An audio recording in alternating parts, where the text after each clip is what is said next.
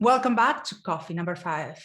Today, I want to talk about something that is very, very close to my heart, and it's writing.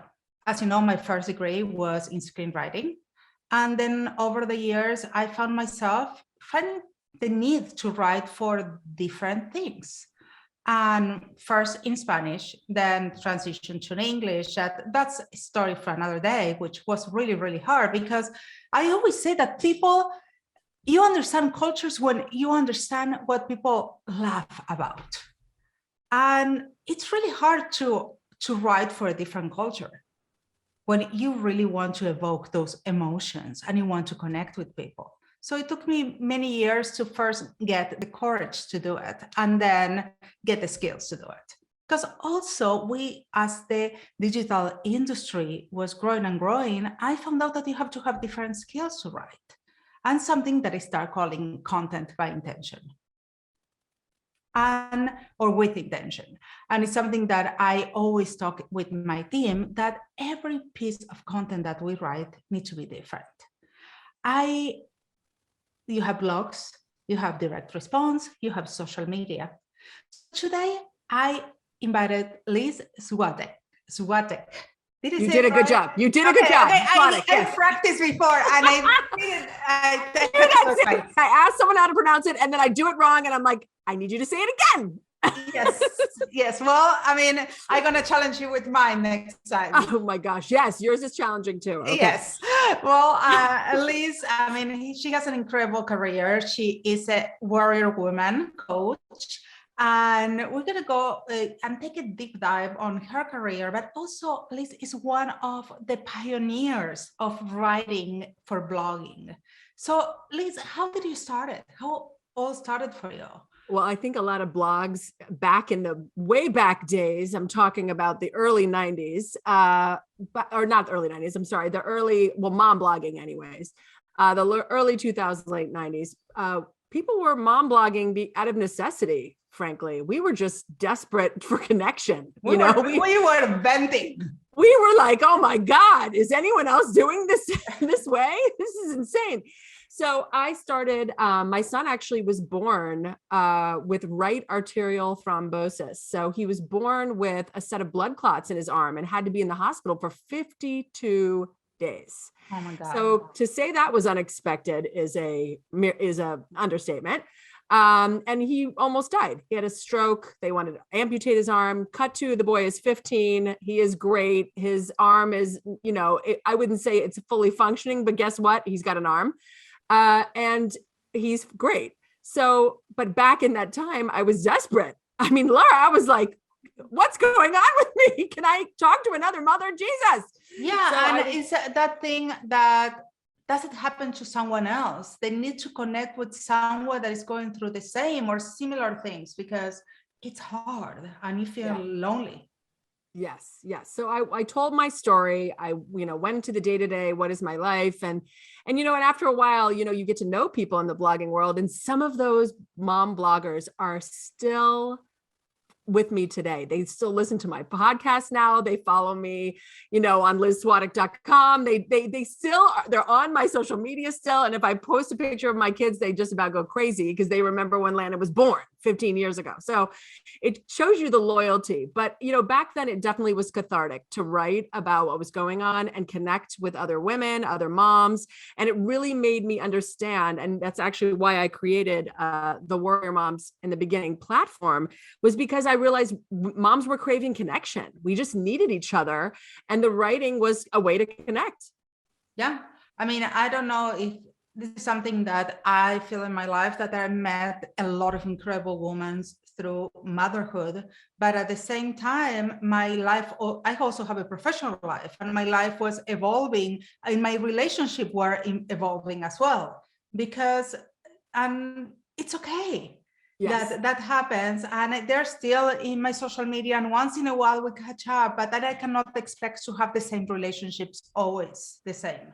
No, and things grow and change. And that's the important thing. And you know what? I've recently just going, certifying to become a coach. I've met all these women in my coaching program. To me, it's kind of exciting. Of course it is. I mean, I remember my grandmother going at 80 to the new club and making friends. I mean, I think in stages of your life, you want people who are doing similar things. You want like-minded people. You want to, if you're on a new journey of learning something new, you want new people to enjoy the journey with. So it And really you can, makes like sense. you said before, you can relate because, for example, now I'm an entrepreneur. I have very dear friends, people that I love, even family members, but there are a lot of things that I cannot talk to them because you have to go through this. Yes.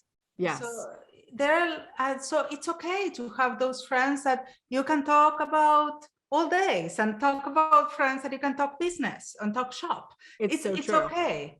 It's so true. Don't have... Yeah. And it's not safe to tell everyone your dreams. Let's just tell you that.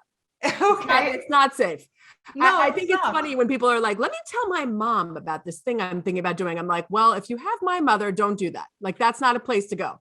My mother is going to shoot it down. She's too afraid. She doesn't want me to do anything new. She's scared. So that's not the person I would tell. Maybe I would tell our mutual friend Rita before I would tell my mother. Well, no, I mean, my mom will be super supportive, but she will have no idea what I'm talking about. Exactly. So you're in different stages, but my mom will understand all the parts of my fears or my dreams, where they're coming from, because she knows me from I was a child, and she knows how I was growing and changing as a person. Yes. So that's great to know. But I mean, I love that we are bringing these different aspects of our life and how we are as a woman, because also is a different aspects of how we have to write as a person. And we have to write for engagement. I know that you had a blog, then you also send newsletters, and also you had a marketing agency that your expertise was social media. Yes. And creating engagement. I'm an absolutely believer in storytelling. Yeah. And that you have to connect with people. And I prefer to connect deeply with a few people that are really are going to be my target audience. That I don't feel like social media needs to be a popularity contest. I agree. And I also don't like perfectness. I don't like perfection. When people are posting perfect pictures, I am like, I just want to move right on. There's nothing I want there. So I really believe in storytelling everywhere, really, but social media especially. I use it as like a micro blog. I use that as a place to tell a story. I just told a story of my daughter. It's the 1-year anniversary of us spending Christmas last year in the hospital. I know, I read that. Yeah, it was it. And, a lot of people really related to that because a lot of people are getting COVID right now in Christmas. A lot of people are not having the Christmas that they want to yet again. And so when I posted, oh my God, I'm just feeling all these feelings about 1 year ago, what we went through and like how hard that was. And I'm getting emotional today. People really were I had people DMing me, texting me, commenting because they were like, gosh, Liz, I feel the same way. I feel like last year kind of knocked me on my butt. And this year I'm still not kind of back. And I feel that. And writing, just like you said, should be intentional and it should evoke emotion. Yeah. It should evoke some type of emotion. It's great. I mean, now I'm going to show my age. I was remember an episode from Sex and the City that they were talking about the beige friend. We all have those beige friends that they can wear beige and never going to get it dirty. I cannot wear beige. I cannot wear white. My hair is always going to be a mess. I touch my eyes and my makeup is going to go messy. So my life is not perfect. And I think that that people need to connect, need to connect with imperfection, not with the perfection. The perfection is very early 2000s that everyone, yes, that it's very, very early 2000 that Facebook was showing that your grass is greener. Yes. And now it's not about competition. Now we realize, especially women, my God, have we not realized that it is about collaboration? That it is about storytelling and also allowing another woman to tell their story. I mean, that's what I do on my podcast, and you do it too, is that we provide a space for another woman to tell their story, to tell their feelings, to tell what their experience is. And there's nothing more important than that, because we learn from each other through our stories, through our experiences. So the writing and the storytelling is paramount. Yeah. So can you tell me a little bit, like, for example, I have a lot of people that come to me because I also love to write newsletters and to connect people through newsletters. But many people come to me and say, where do you start? How do you start? How you come up with the title that people will want to read? Yes. What's You know your what? process? I know. Well, see, I'm a screenwriter like you. So I've been a screenwriter. I've been every type of writer in the world. My God, I've written everything. And I've been writing since I was a kid. That's not everybody. So I understand that. So writing comes naturally to me. I want to just first say that. Same here. Because some people, when we talk about this, they're like, oh my God, Laura, I want to die. I cannot write anything. I hate this. Like they just want to go crazy, right? So when you have a gift, when you have something that you really have been doing since you were a child, it's definitely easier. But the way I do it is inspiration does not come to me the minute I'm sitting down at the computer. That is not when it happens. It happens, and you're smiling and shaking your head. I'm smiling, and I'm gonna show you how I process things. It happens in my car. It happens at Target.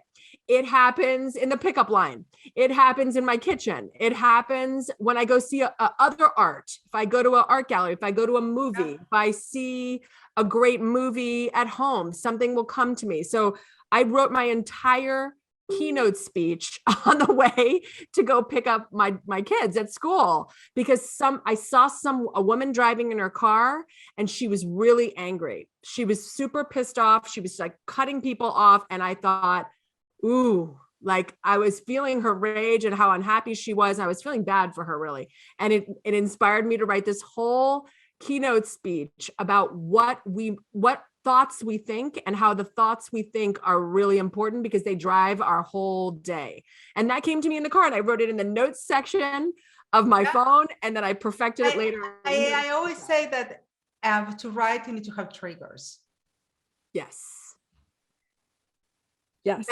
That's what I found. So I have in my notes, actually, I have created check marks, and I come up with ideas and titles that they're triggers. Then I'll find out, I also believe in trigger words. That's another idea that we can discuss about subject lines, because subject lines and previous are important. Yes. But everything needs to be a trigger. Yes. If you think about triggers, then you can process a trigger and analyze it and tell the story behind it.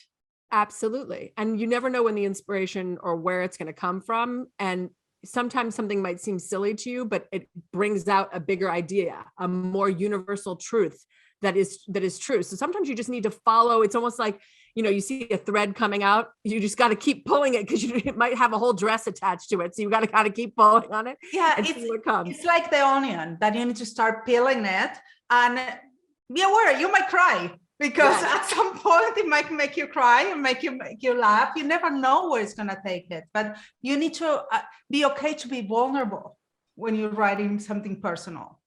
Absolutely. And when you show up like that, you allow another person to show up for themselves. When you reveal, I always say, you heal another person, because truly, even someone listening to this podcast who is frustrated with writing, or maybe they had a son that was born and was in the hospital a bunch of days when they were born. They're listening to this right now going, oh, they understand me. It just makes you feel more connected to other people when you actually tell, the truth of what is really going on. And it's being honest is so important. I learned it the hard way.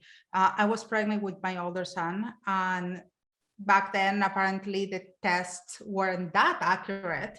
So they told me that there was a very, very high chance that my son was Down syndrome. Oh.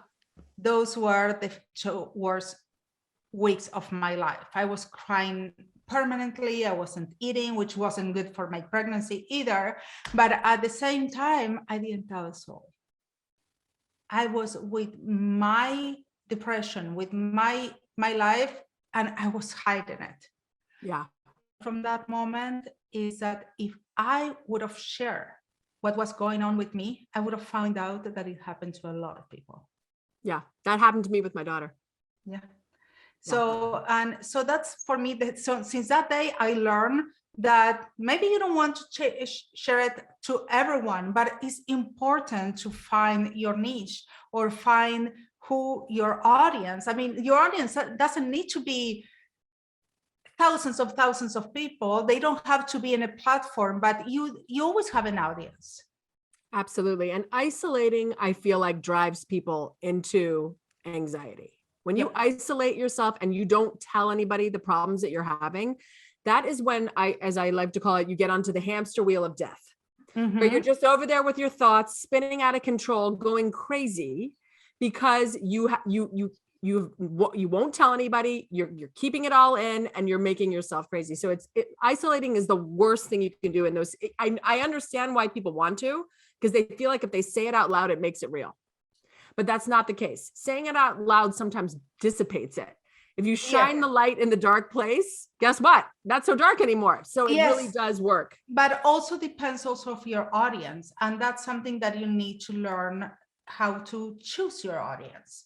I always remember that my son was writing something. He's a talented writer, my older son, and he was writing something, I think he was 4th grade, and he got in trouble for what he wrote. And I read the piece, and actually I thought it was a good piece. Was a piece for a 4th grader? I don't think so. Was a piece for school? It's debatable. But so it's something that we had to talk that day and say, listen, I don't have a problem with what you wrote, but you need to think who was your target audience. And in this case, you had to please the school, your teacher, the district. So it's really important that you write thinking who is going to be the listener. Absolutely. You have to know your audience and know what is going to be the difference between things you should and shouldn't be talking about. And also what's going to resonate, frankly. Not that you're going to censor yourself, but you're going to make sure that whatever you're doing is going to resonate.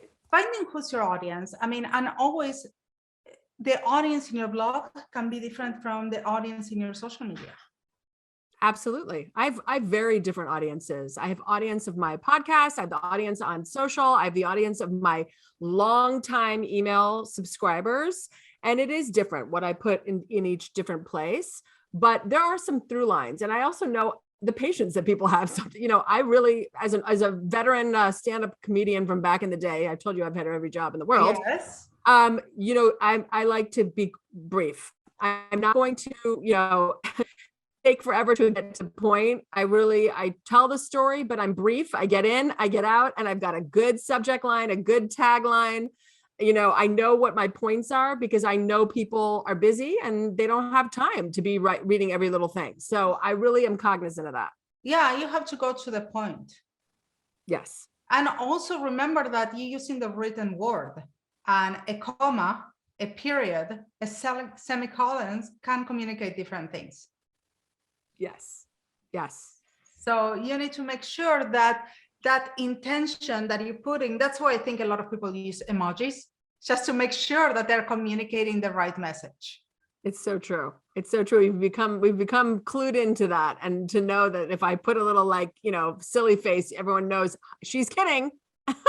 Yeah, honestly, I'm gonna confess this. I hate emojis. I really don't like them.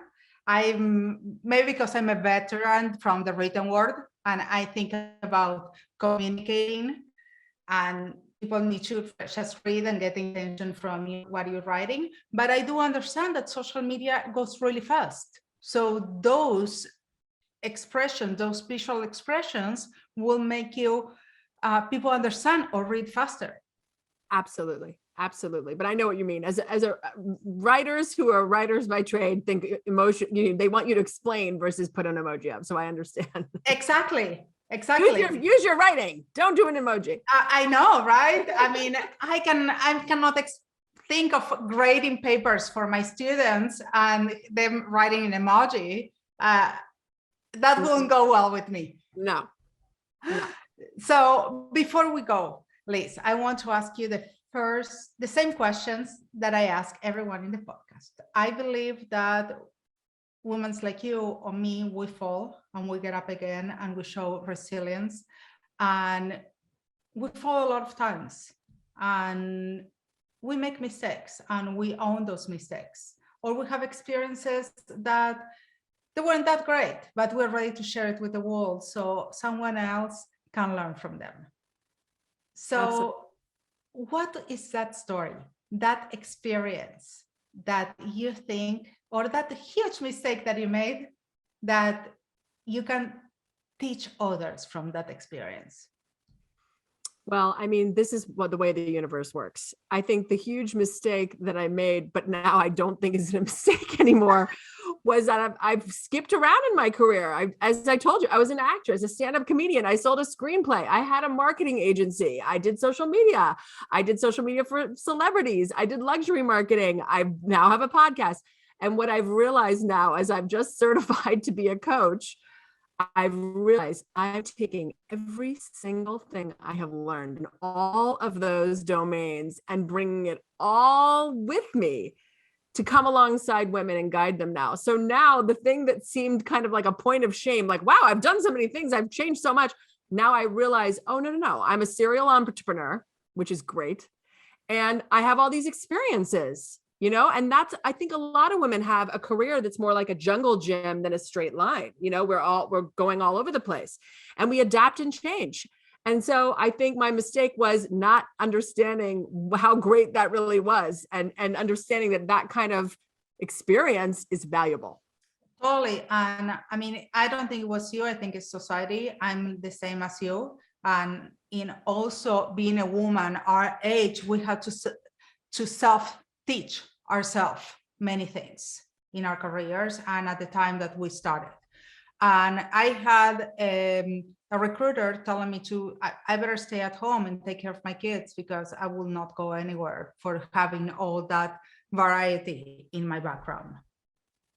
I mean, ridiculous. And I think it's great that there are women like you that they embrace that versatility and can teach other women, men, and any gender out there how to be you and to get those experiences and bank on them, because every experience in your life is worth it. You don't know what experience can take you.